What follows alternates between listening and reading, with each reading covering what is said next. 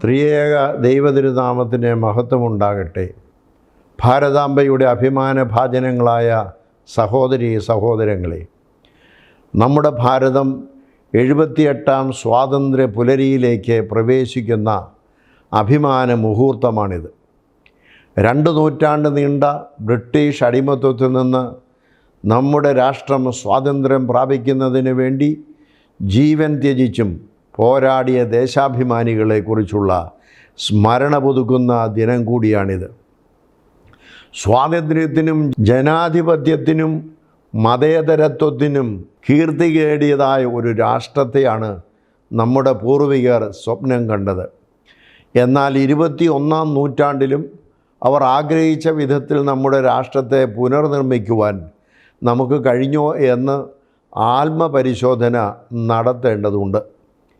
അഴിമതിയുടെയും ദാരിദ്ര്യത്തിൻ്റെയും വർഗീയതയുടെയും അടിമത്വത്തിൽ നിന്ന് നാം ഇനിയും മോചനം നേടിയിട്ടില്ല എന്നുള്ളത് ഒരു യാഥാർത്ഥ്യമാണ്. നമ്മുടെ രാഷ്ട്രത്തിലെ ജനസംഖ്യയുടെ പകുതിയും യുവജനങ്ങളാണ്. 3ാം സഹസ്രാബ്ദത്തിലേക്ക് പ്രവേശിച്ച നമ്മുടെ ഭാരതത്തെ ലോകരാഷ്ട്രങ്ങൾക്ക് മാതൃകയാകുന്ന വിധത്തിൽ പുനർനിർമ്മിക്കുവാൻ ജാതി മത ദേശ ഭാഷ ഭേദമില്ലാതെ നമുക്കൊരുമിച്ച് നിൽക്കാം.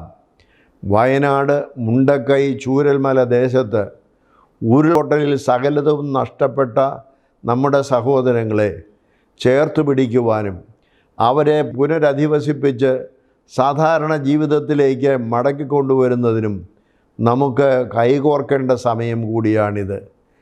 പാരിസ്ഥിതിക ദുരന്തങ്ങളെയും മഹാമാരികളെയും ഒറ്റക്കെട്ടായി ചെറുത്തു തോൽപ്പിച്ച ഒരു ജനതയെന്ന നിലയിൽ വികസിത ഭാരതം എന്ന സ്വപ്നം നമുക്ക് യാഥാർത്ഥ്യമാക്കുവാൻ കഴിയട്ടെ എന്ന് ആശംസിക്കുന്നു.